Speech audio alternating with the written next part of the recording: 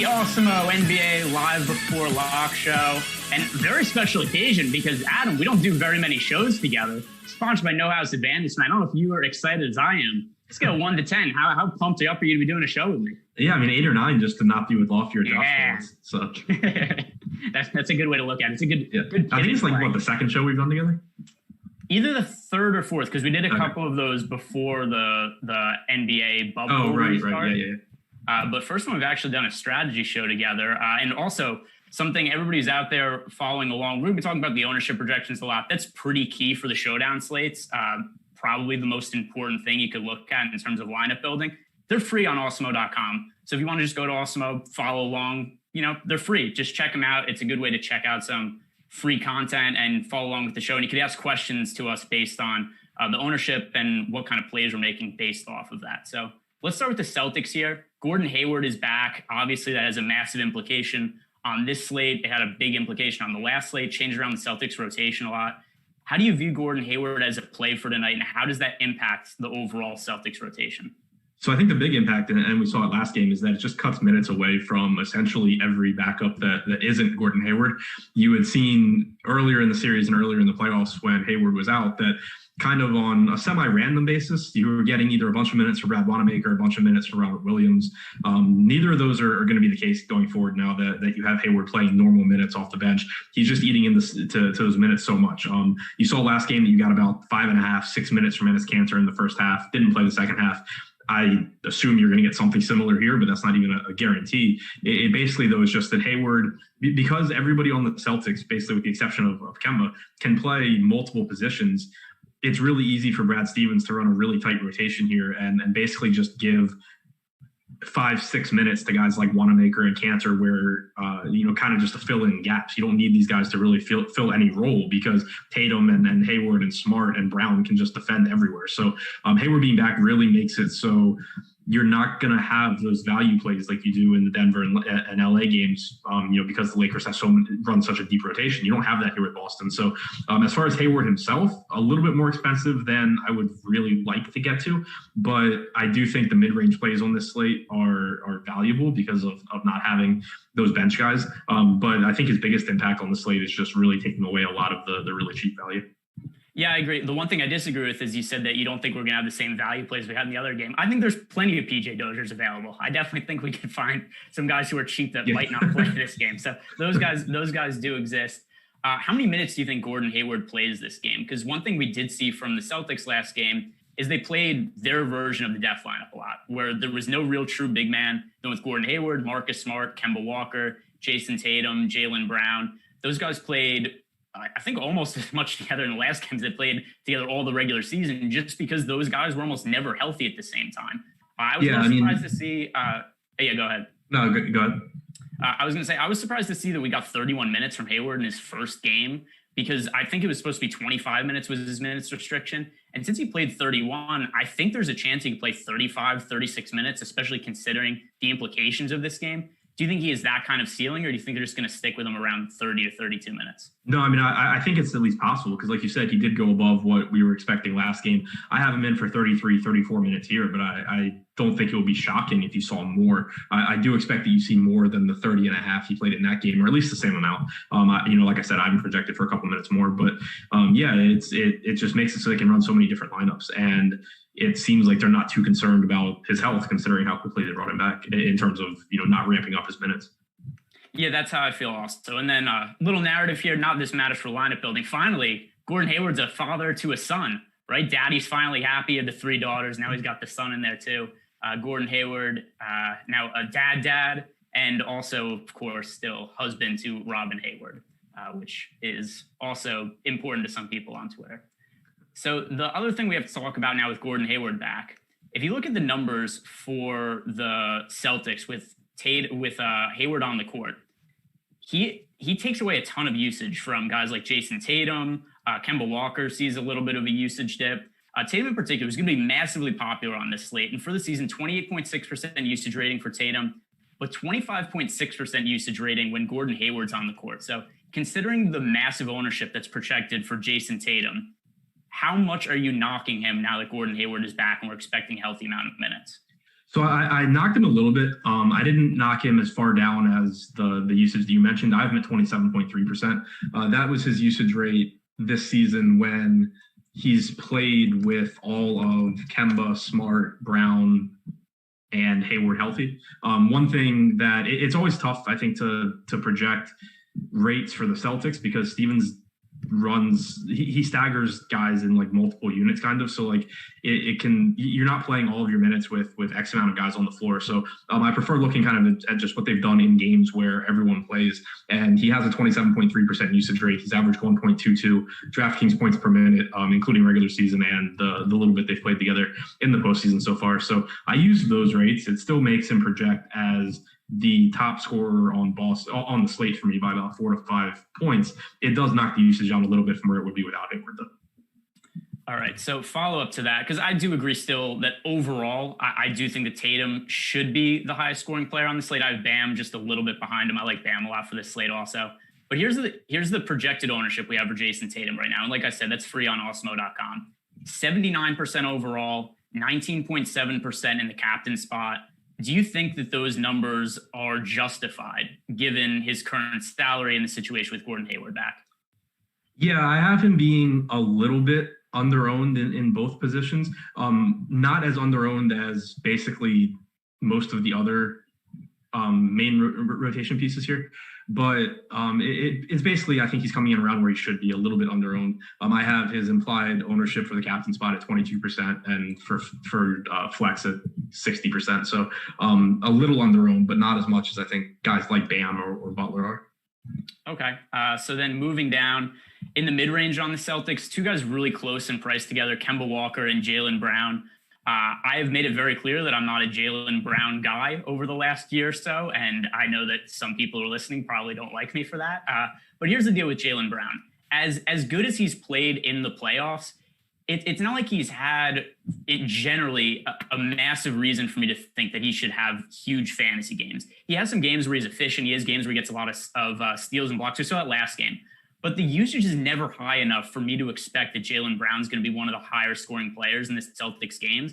Because, I mean, we look at his last few games, 20.1% usage rating, 17.5, 20.1, 21. These are not massively high usage ratings. And when Brown actually plays well, he's shooting like 60% from the field. He's getting like 3 steals and 2 blocks. None of this stuff are numbers that I feel are projectable and that I think are sustainable. I understand those games happen from time to time, but I compare him to Kemba Walker, and I just think Kemba Walker is the better fantasy player more often than not, even if Jalen Brown's played better in the playoffs. Do you disagree with that, or do you agree with me that Kemba Walker is the better play in this game? I mostly agree. I have Kemba and Brown projected like within 0.2 of a DraftKings point. If you look at their per minute production, it's really similar, and Kemba is slightly cheaper. So, I guess I'd prefer him there. The thing that does stand out to me, though, is if you look at the projected ownership for these two, on DraftKings, you have Kemba at 45% utility and 10% captain. Jalen, you have at 31% utility and 6% captain. So for two guys that are projected about the same and their salaries are about the same, I think Jalen's actually getting a little bit lower ownership than he should be relative to Kemba. Okay. Yeah, I think that's fair. I definitely have a little bit of bias here. And it's hard to shake some of those biases. But at the same time, I think it's kind of positive that I recognize it exists, where I'd be like, hey, yeah. I have this gap where I just view Jalen Brown probably lower than most people do. Do you have any players like that? Is there one player who you recognize I have a bias against him that's just incorrect? Not off the top of my head. I definitely have guys that I know, like, as I'm going through a slate, it's just like, I'll see that I'm going to get them. And my inclination is just to like immediately cut their rates or do something to not get them as much. So yeah, I'm definitely aware of it when it happens, but yeah, I don't think I have one like specifically off the top of my head. Yeah, Jalen Brown's one for me. Brandon Ingram earlier in the season. Yeah. I mean, I'm sure I've had ones that I'm right on too. I just like Luka Doncic was one that I was right on when he first came into the league. I was like, I'm bumping up Luka Doncic in every game, no matter what, because I love Luka and I think he's going to be a star. And so there's ones I've been right on also, but I tend to remember and more fondly remember the ones I've been wrong about, because I think those are kind of funnier to harp on. Yeah, I mean, I had the opposite. There was a while me and Josh were both on the same page that our argument was that while the projections were good, Luka just didn't have like the same standard deviation and volatility as some of the other stars that he was priced near, and that obviously ended up being like an unbelievably bad take. Yeah, well, shame on you for that, because everybody should have loved Luka, which is one thing I think is funny too, is the amount of people that claim to have loved Luka now compared to before the season, when there was so many people like he should have been a second round pick in the draft, and now it's everybody's loved Luka forever. Which my thing was like I didn't follow the draft at all, so I don't know who the hell Luka is, but I know after 2 weeks of games or whatever, he's just like not doing, like he's producing, but he wasn't. It wasn't like going to that extra level like he finally started doing in the second half of the year. Yeah, I remember his first game in his career. He played against the Suns, and I think I had him. He had like 95, maybe even 100% on that slate. And I was like, there's no way this guy can miss. He was like 6,600 for his first game against the Suns, and he had the subpar game. And I got so many messages for so long about how much Luka sucked. And I'm happy that that's finally aged better than it first came across. So the next tier of players we have here, Gordon Hayward and Marcus Smart. One thing that Josh and I noticed earlier today, and I'm curious to see if it held up, which it did. Marcus Smart is projected for ridiculously low ownership on this slate. We currently have him at 17%. That is too low. If we just take ownership out, who do you have projected higher between Hayward and Smart? Because I think if we compare ownership, it's pretty easy to say Smart is the better GPP play. But I'm curious, just in terms of projection, who do you think is the better play if we disregarded ownership? I have Hayward by about a point and a half. Okay. That's about how I feel also. And I actually thought coming into the day when I wrote the building blocks article that's on Awesemo, which is also a free article, I assumed that because Hayward only had one game back, that people just weren't going to want to roster him. And I thought that everybody would go to Marcus Smart. I thought these ownerships were going to be flipped. And now seeing what they are, I think that Smart is just the way better play relative to ownership. And I also think that he's a decent pivot off of some of the guys like Goran Dragic, who are more expensive than him, who are going to garner more ownership. Because one thing I say all the time about these showdown slates is that one of the easiest ways to differentiate yourself is just leave some salary on the table. And that's one of the ways I think that really makes a lot of sense here. Marcus Smart coming in 7,800 and 17% ownership. Would you agree that he's the most under-owned player in this contest? Definitely one of them. I just erased something in my spreadsheet. I caught an error, so I'm updating that now. But I do think that with the ownership where you said, like, it's because I know that my builds are going to prioritize being on these mid-range guys and not trying to use too much of the Brad Wanamaker and his cancer type guys. I know I'll be getting to them a lot. So anybody that is coming in at low ownership is going to get into my lineups just because it's so hard to be contrarian on one game slates. So let's talk about some of those Enes Kanter and Brad Wanamaker type players. Actually, not even type players, the actual Brad Wanamaker and Enes Kanter.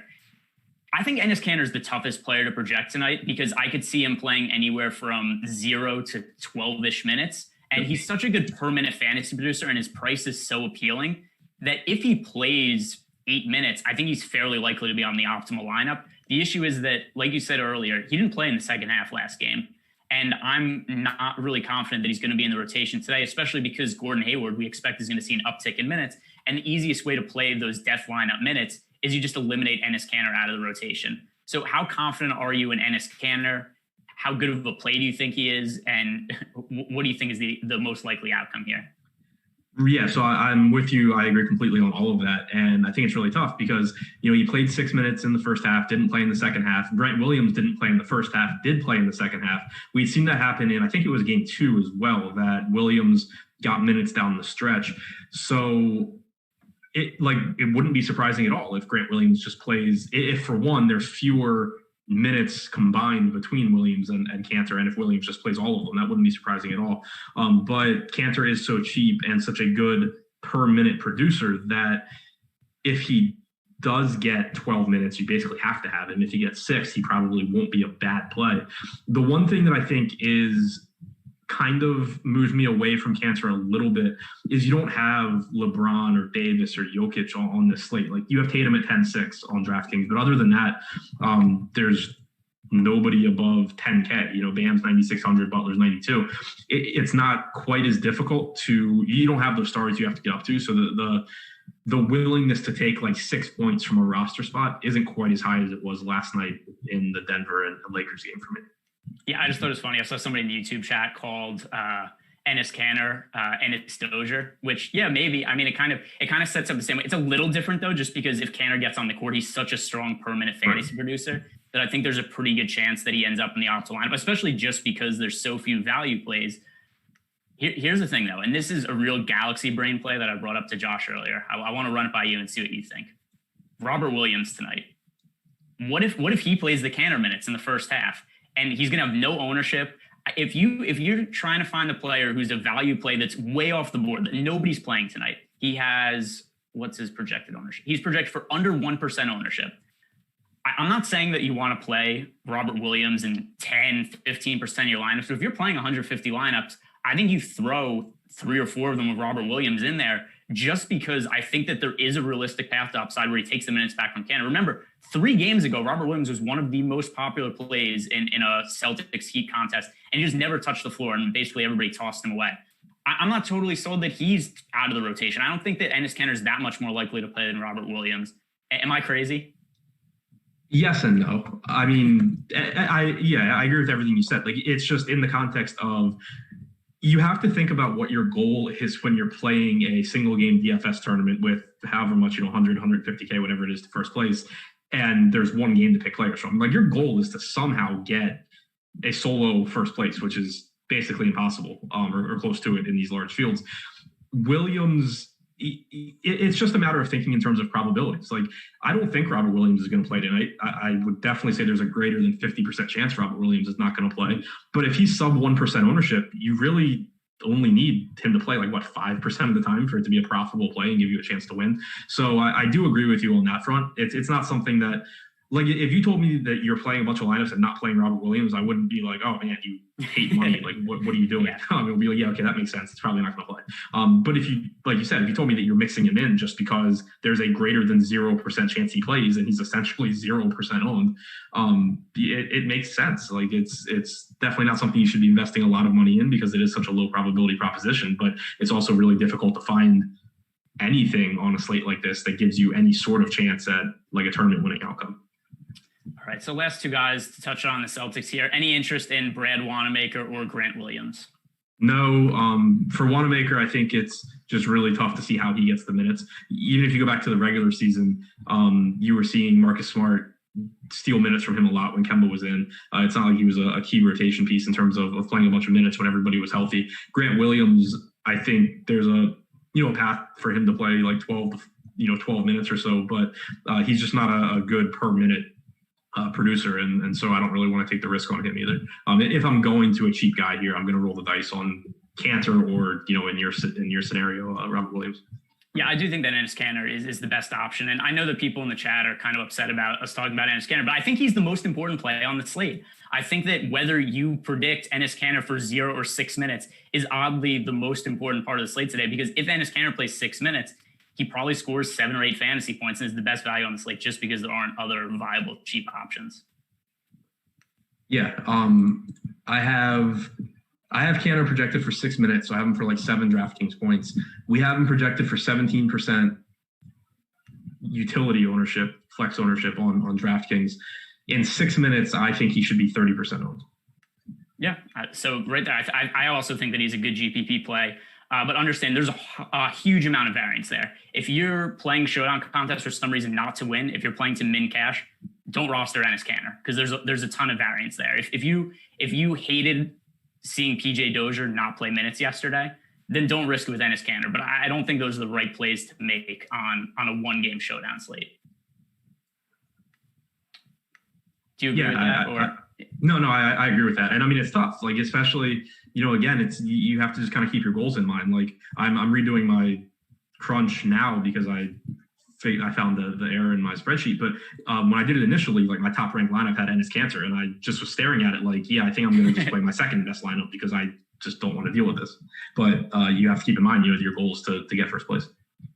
That is totally fair. All right, before we go on, guys, sponsor the pod of the show here. We got No House Advantage. This is a new way to play DFS. So this isn't like FanDuel, DraftKings. You're not playing against in big tournaments. Instead, it's peer-to-peer fantasy sports platform, and you make lineups using prop bets. So we'll talk about a couple of them here. There's Bam Adebayo over under 15.5 points, Gordon Hayward over under 13.5 points. So you build lineups, you rank the props that you like in terms of 1 to 5, how much confidence you have in them. The higher ranking ones you score more points by. You play against other users, and you make lineups just based on props. So it's not salary based. It's not the way FanDuel and DraftKings work. I like when sites go out and do something unique. They come up with a different way to play fantasy. I think it's a good way to get exposure and just play in a different type of contest. And also you get a big edge if you join Awesemo.com, because there isn't a whole lot of information out yet on No House Advantage, and we have projections for it. We have content up on the website. And so that's a good way to just get a leg up on the competition. So you go to Awesemo and you can check out the projections. If you use the promo code Awesemo when you sign up at No House Advantage, you get $20 in free play. Refer a friend, you get $5 more after the first deposit. Beat your friends, not the house. Win big with player props at No House Advantage. So let's talk about a couple of those real quick before we go on. Gordon Hayward over under 13.5 points. I think that's too low. Over under, just quick. What do you think? Over under 13.5 points for Hayward. I have him at 15.9. All right. So yeah, I think that's a pretty easy over. And then Bam Adebayo, this is another one I think is way too low of a projection, and this will lead us right into the Heat because I really like Bam Adebayo tonight. Over under 15.5 points for Adebayo. 15.5 points? Yeah. I have 16.3, so I think the over there too. All right, so we're in agreement on both of those, and that's going to lead us right into Jimmy Butler versus Bam Adebayo as the best payoff option on the Heat. Personally, I think this series sets up way better for Adebayo than it does for Butler. We've seen this in terms of their fantasy output too. And we look at what the Celtics are doing with the death lineup. They're playing the small ball lineups. Even when they get Enes Kanter on the court over Robert Williams, it seems like they're kind of just ceding fantasy points in production to Bam Adebayo. They're saying like, hey, we don't have a way to stop this guy. We're not even going to try. We're just going to play smaller lineups. We understand that he's going to get his rebounds. He's going to get his points.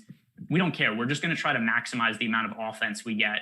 And then if you look at Jimmy Butler, his usage has been kind of muffled over the last 4 games. He's been right around 20% usage.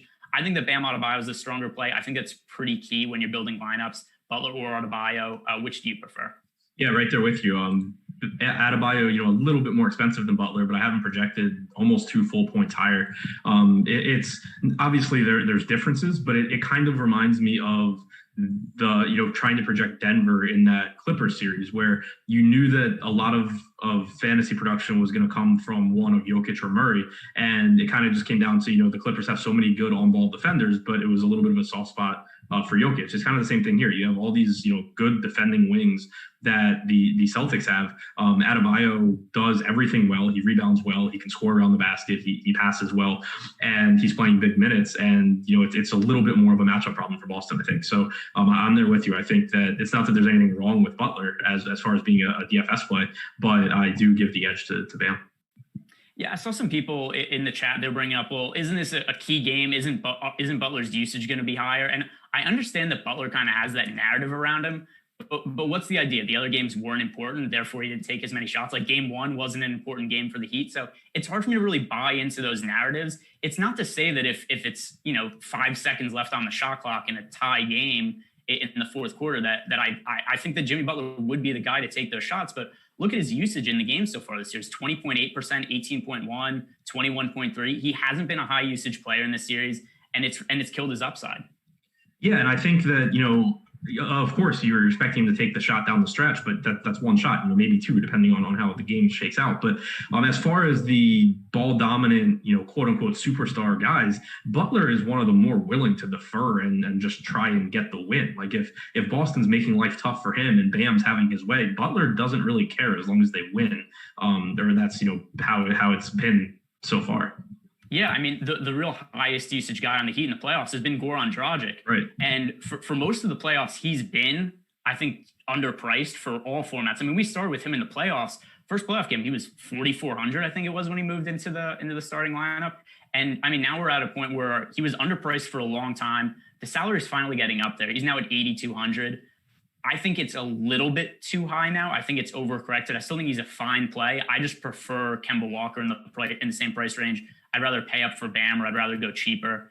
It's not to say that Goran Dragic isn't in play, because it's a 1-game slate. Pretty much everybody's in play at some point. But Goran Dragic is a much lower priority play for me on this slate than he has been in previous ones. How do you feel about Dragic?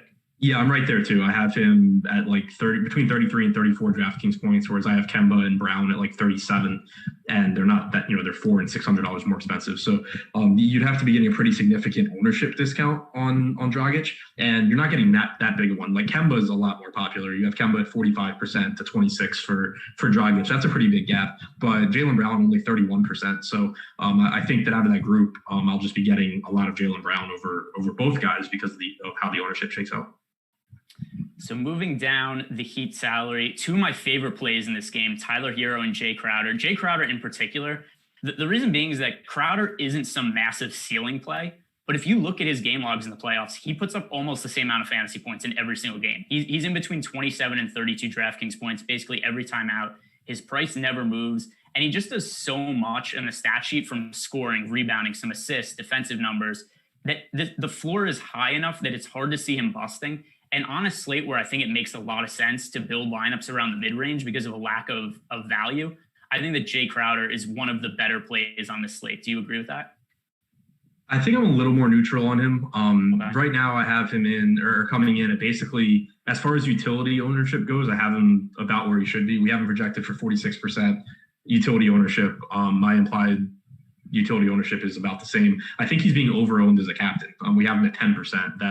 That's coming in too high for me. I prefer getting to some guys that are a little bit more expensive. So I think as far as utility goes, he's a good play, but I don't plan on getting him as a captain, at least, in 3 max type stuff. So one player that I agree with you on Jay Crowder. I think that he's a much better utility player than captain, just because I don't think he has a realistic upside to winning a GPP, because he scores right around 30 fantasy points every single game. So really high floor. I don't really see the ceiling for him. But getting into Tyler Hero, who's a little bit more expensive, I do think he has the ceiling to win a GPP. Tyler Hero, kind of a boom bust play throughout the season, but he's been more boom than bust in the playoffs, especially lately. A lot of big fantasy point totals. He comes off the bench. He's kind of like an upgraded version of Lou Williams right now. He's somebody who isn't afraid to take big shots. The assist numbers have been pretty high for him in the playoffs. The rebound numbers are unsustainably high, but that's a separate issue. More so, I look at him and his potential to score. I think that he's a guy in the captain spot who could save you a lot of salary with a potentially really high ceiling. If you're rostering anybody in the mid-range as a captain, would you agree that Tyler Hero is the one with the highest ceiling, or is there somebody else that you prefer? If we're talking like sub 7K on DraftKings, yeah, I would say it's probably Hero. Okay. And then how do you feel about Hero overall in this contest? I think he's coming in a little bit over-owned. We have him at 40% flex ownership, 7% captain. I don't think it's like drastically over-owned, but he has been playing really well. Like you said, like there's no denying that. I still just kind of have a little bit of a concern that he does lose some usage to Butler, to Bam, to Dragic, and that he's kind of been playing over his head a little bit. So with the ownership where it is, I think I'm fine if I'm using him to fill in lineups, but it's not somebody that I'm really like actively looking to get over the field on, I don't think. So the last guy who's been a core part of the Heat rotation before we get into the garbage value plays on the Heat, Duncan Robinson, 4,600. And something I said earlier today, we're going to know like 3 minutes into the game if this is a good or bad Duncan Robinson game, because he either gets into foul trouble immediately or he knocks down a few shots and just plays 30 minutes. There's been a ton of variance in the playing time of Duncan Robinson. We look at his 3 games this series, 17 minutes, 32 minutes, 28 minutes. And that's kind of been his MO in the playoffs. He either makes shots early and stays out of foul trouble, or he misses shots early and gets into foul trouble and then just doesn't play big minutes the rest of the game. So do you feel that this is a big minute Duncan Robinson game, a not big minute Duncan Robinson game, or no real good read? Yeah, it completely comes down to the fouls, like you said. So I have him in for 28 minutes. Obviously, could get more or less. The one thing that makes me a little bit optimistic, or more optimistic on Robinson than I have been for a lot of the postseason, is you are actually seeing him get fourth quarter minutes alongside Tyler Hero now. If you go back to the Indiana series and then for at least most of the Milwaukee series as well, not only was he dealing with foul trouble, but he really wasn't playing the fourth quarter, and he was losing those minutes directly to Tyler Hero. If you assume that Tyler Hero is closing basically no matter what, which has been the case throughout the playoffs, it didn't leave a path for Robinson to get on the floor. That hasn't been the case in this series. You had them playing alongside each other somewhat. So that does make me at least a little bit higher on Robinson. Instead of projecting him for 24, 25 minutes, it gets me up to about 28. And he's still cheap enough that I think he's going to fit into a lot of lineups. So he's another one where, I think the ownership is where it should be. It's not, I'm not looking at him saying, oh man, the field's, too low on Duncan Robinson, but his salary does really help you get to the captains that I want to get to, which tend to be the more expensive guys, Tatum, Bam, Butler, Jalen Brown. So I think that Robinson is really useful from a roster construction perspective. So I don't really mind that his ownership's coming in as high as it is. Yeah, I think he's pretty important just because of the salary savings and the potential upside. There's nobody else under 5,000 that I think has a legitimate chance for a big fantasy game. Duncan Robinson, if he stays out of foul trouble, he's going to get open shots. He's probably going to make them as long as he's on the court. You just have to hope that he stays out of foul trouble. And like I said, you're probably going to know a few minutes into the game whether he's going to get in foul trouble or not, because the games that Duncan Robinson's gotten into foul trouble, it's happened very quickly. We've seen him pick up 2 fouls a minute into the game. So I agree. I think he's a strong play for this game. Then we get into some of the cheaper options for the Heat, and none of them are appealing. I think that some of them you could create scenarios where they have decent games. Kelly Olynyk, 4,000. Derrick Jones Jr., I saw some people in the chat asked about him, 3,000. Kendrick Nunn, 2,400. I definitely don't like him. Of the cheap players on the Heat, is there anybody that stands out to you that you think is a strong play that I'm missing? No, I mean, as far as cheap guys in this game goes, Cantor/Williams are like the only ones that I really can see getting to, because they at least produce at a high rate when they're on the floor. Derrick Jones doesn't, and his minutes range anywhere from like 0 to 16. Iguodala doesn't, and his minutes range from like 8 to 16. Kendrick Nunn, I guess, kind of does, but there's, he's competing with Butler, Dragic, Hero, Robinson, for minutes. So how does he possibly get enough minutes to matter? So it's really, really tough to get to those guys. Like, if I was going to take a shot on a cheap, one of the cheap guys here, it would be Olynyk, just because he does produce at a higher rate. He's not as cheap as, obviously all of the other value guys we talked about, though. So it's not quite as useful in building your lineups. So I'll say this about Olynyk is I do think there's one path to him having a big fantasy game, and that's Bam Adebayo getting into foul trouble. Yep. So I think if you're making lineups in Fantasy Cruncher, set a rule. And that is play some Olynyk, but make it so you don't have lineups with Bam Adebayo and Kelly Olynyk together. And that's the realistic path to Kelly Olynyk having a big game. He's coming in at, what's his ownership? It was pretty low last I looked. Yeah, 6%. So I think it makes sense to go a little bit overweight on Olynyk, but I would only play him in lineups without Bam Adebayo, because I think that those two are two of the more negatively correlated plays on the slate. Then we look at Derrick Jones, Andre Iguodala. I really don't like these guys, but if you were to create a scenario where we acknowledge that there's foul trouble risk with Duncan Robinson, it's happened to him almost half the postseason games. If he gets into early foul trouble, who do you think is the player that benefits the most? And would you be willing to roster that player in lineups without Duncan Robinson? It's probably Iguodala, would be my guess. But the thing with Iguodala, especially in a series where, in the playoffs, where his role is basically just to be out there and be a veteran and not score. Even if Iguodala plays, instead of 8 minutes, let's say he plays 18, he's still going to project for, 9, 10 fantasy points, which, his salary would be fine, but that's kind of like your upper tier outcome that you're looking for. That's if there's foul trouble. So I don't know that there's one beneficiary that really becomes DFS relevant like Kelly Olynyk would if Bam gets in foul trouble, because you also could just see more minutes go to Dragic, more minutes go to Hero. There's no guarantee that any one guy off the bench just soaks up a bunch more minutes in that situation. Yeah, so I wanted to address something in the YouTube chat. Somebody said that I was too concerned about Duncan Robinson's foul trouble. So first thing, I'm not that concerned about it to the point where I don't think that Duncan Robinson is a good play. I'm just acknowledging that it's a risk. It's something that's happened to him in the playoffs. And he mentioned that it's only happened in one playoff game, which isn't really the case. I mean, if we look at the last handful of games for Duncan Robinson, 5 fouls in last game, he was still able to play 28 minutes. First game against the Celtics, 4 fouls, only able to play 18 minutes. The final closeout game against the Bucks, he picked up 4 fouls and only played 14 minutes because of foul trouble. I'm not saying to fade Duncan Robinson. I'm not saying to avoid him. I'm just trying to say that there's a lot of very terrible value option plays. And I'm just trying to create scenarios where we could realistically try to talk ourselves into these guys. Because that's the way I'm building a lot of these showdown lineups when I'm playing heavily, is I'm making lineups under certain game scripts, kind of how I would make lineups with NFL, with game stacks, is I'm saying all right, what are these situations that could possibly happen in this game? What are the situations that are realistic? Like Bam Adebayo getting into foul trouble. What happens if Duncan Robinson gets into foul trouble? And I'm going to make some specific lineups under these set of outcomes, just because I think that's kind of how you have to build a bunch of lineups in Showdown, because that's how you find some of these value plays that just the field isn't going to be on. Yeah, exactly. It's, projections are so readily available now, basically all throughout the industry, but they're all median projections. They're not accounting for, different different game flows basically. And so unless you're doing something within your process to help account for that, you need to be building out different scenarios. Like one example that comes to mind for me that I talked about at length on the show was in the Lakers and Portland, I don't know, game 5, whatever it was, there was a really good chance that the first game Dame was out. Like everyone just thought the Lakers were going to just absolutely murder them. And the game as a whole was really on their own. And my argument was like, you should either be projecting this game to blow, you should be running crunches with this game projected to blow out and projected to stay close, because basically the field's not taking a stand one way or the other. They're just saying we're not going to play these guys.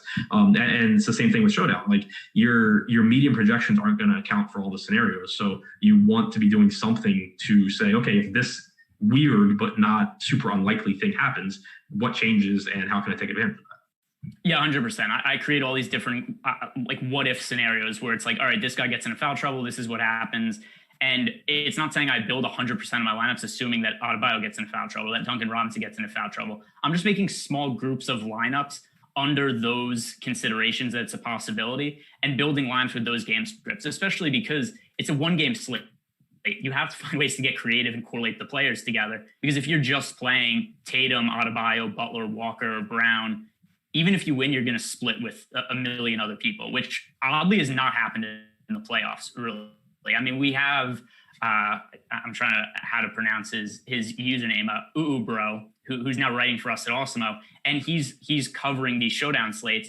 And if you look at the results we've had so far, there haven't been very many ties so far in the playoffs. I think the biggest tie we've had in the last 2 weeks has been like a 14-man train for first.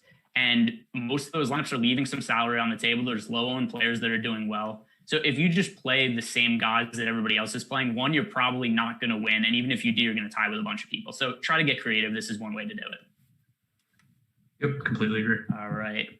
Yeah, like for me, like the first example of what you're saying for me is because I'm just playing 3-max tonight. So I didn't go through and create all the different scenarios. I kind of just ran, medium projections and then did what I do to figure out lineups.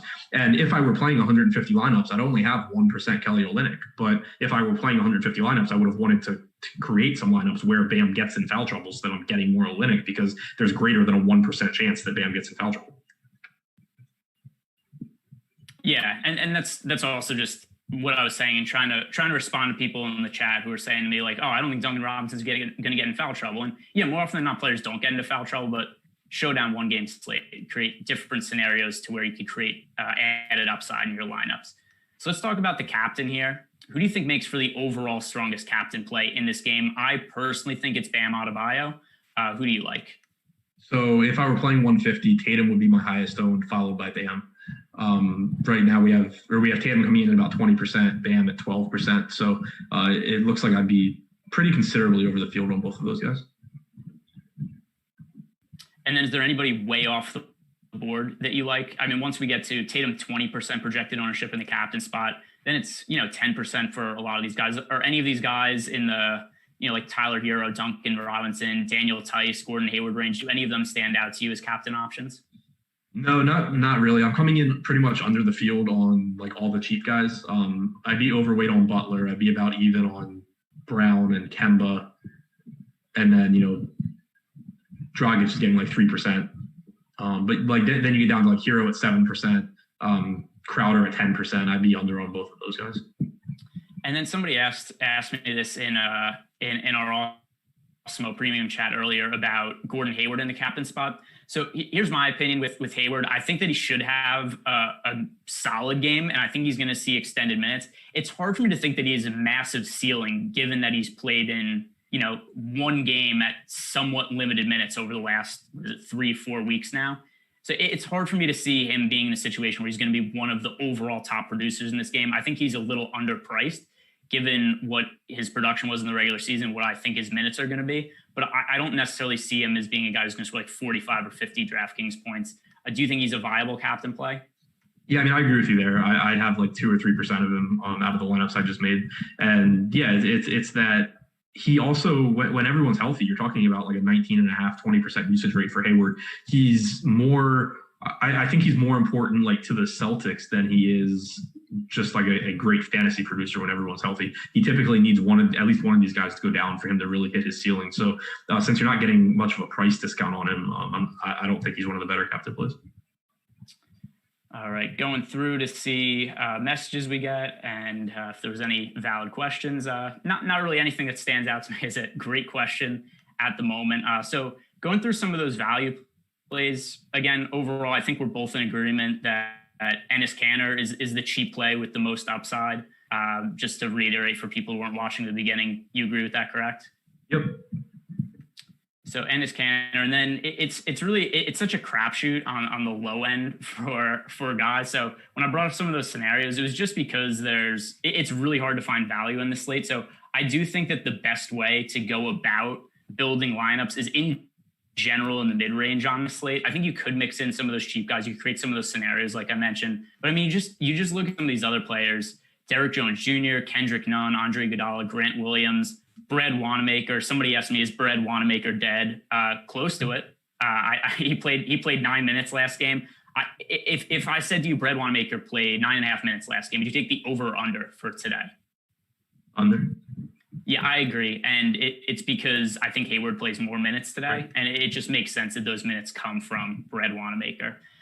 If anybody has any final questions, I'll address them. If not, I mean, we've talked about this game for about 45 minutes now, and I talked about this game this morning also. I'm running out of things to say about a one-game slate. Any final thoughts from you, Adam? I guess because we said we didn't really like Hayward as a captain. I will say that I do think he's one of the more under-owned flex plays on DraftKings because you are getting that ownership discount between him and a lot of the other mid-range guys.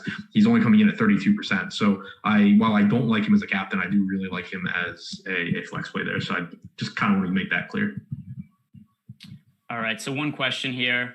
Would you prefer to captain Hero or Duncan Robinson? It's Hero for me. They're also in way different price ranges. In terms of legitimate upside, I think that Hero has more upside. And I don't necessarily think you have to go as cheap as Duncan Robinson in the captain play because, like Adam mentioned before, there's no LeBron in this game. There's no Nikola Jokic. There's no player that I think is going to score like 60, 65 fantasy points. So you don't have to go dumpster diving to get to Duncan Robinson as a captain. Do you prefer Hero or Duncan Robinson? I prefer Hero out of the two. Okay. And let's see if there's any more questions. Nope. Looks like we pretty much got to all of it. So guys, it's going to wrap up the show. Thanks for listening. Before you head out, give us the thumbs up, give us a like there so that shows that you support us. Maybe Adam and I will do more shows together if we get a bunch of thumbs up. People like the video and then Alex will be like, hey, these guys are going to come on. We'll let them talk about Alex Caruso maybe on a future date, which would be really exciting. So Jordan, hit the music. That'll do it for us tonight.